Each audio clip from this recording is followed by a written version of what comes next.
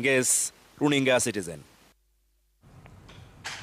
Na tukielekea taifa jirani la Tanzania ni kwamba Rais Samia Suluhu amezikosoa vikali nchi za kigeni kwa kile alichokitaja kama kuingilia masuala ya ndani ya Tanzania. Aidha, amezituhumu nchi hizo kwa kuunga mkono madai ya upinzani kwamba uchaguzi wa Oktoba ulikuwa na dosari.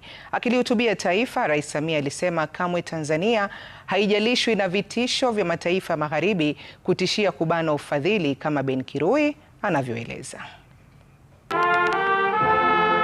Katika hotuba yake ya 4 kwa taifa kuhusu machafuko ya uchaguzi, Rais Samia Suluhu Hassan alilaumu jamii ya kimataifa, akikosoa kwa kile alichokitaja kuwa kuingilia masuala ya ndani ya nchi. Akionekana mwenye hasira, Rais Samia aliukemea umakinifu unaoendelea wa kimataifa kuhusu machafuko mabaya ya baada ya uchaguzi. Nje huko wanakaa Tanzania ifanye 1, ifanye 2, ifanye 3, halafu ndiyo itakuwa hivi.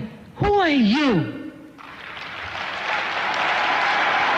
Alibainisha kuwa Tanzania haijawahi kuingilia kati jinsi mataifa mengine yanavyoshughulikia visa kama hivyo. Wiki iliyopita bunge la Ulaya lilitaka kusitishwa kwa ufadhili wa Umoja wa Ulaya kwa Tanzania. Rais Samia alisema hata fedha ambazo mataifa ya kigeni yanadai kutoa ni ndogo mno. Niwaulize, kwao hayatokei? Kwao hayatokei? Tumenyanyua sauti sisi kusema ya kwao.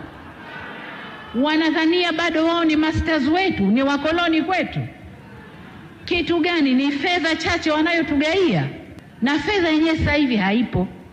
Tunafanya biashara, wao wapate na sisi tupate, ndipo tunaposimamia.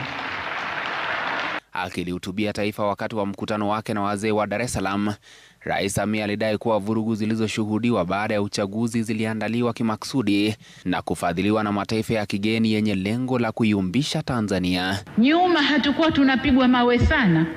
Tuko tunahesabika tu ni nchi maskini inayoendelea polepole na nini, lakini tulivyofungua utajiri, tukatumia rasilimali zetu kwa utalii, tukatumia madini yetu kibiashara, tukatumia bahari yetu na maziwa yetu kujenga uchumi wetu. Hili sasa ndilo linaloumiza watu huko ulimwenguni. Rais Samia pia aliushutumu upinzani, akidai kuwa ulijiondoa kwenye uchaguzi baada ya kutambua uwezekano mkubwa wa kushindwa. Walikataa wenyewe kuingia kwa sababu walishajua wasingefanikiwa. Walishajua aibu ingewapata. Rais Samia alitoa matamshi hayo wakati ambapo wito wa maandamano ya nchi nzima dhidi ya serikali Disemba 9 inaendelea kushika kasi.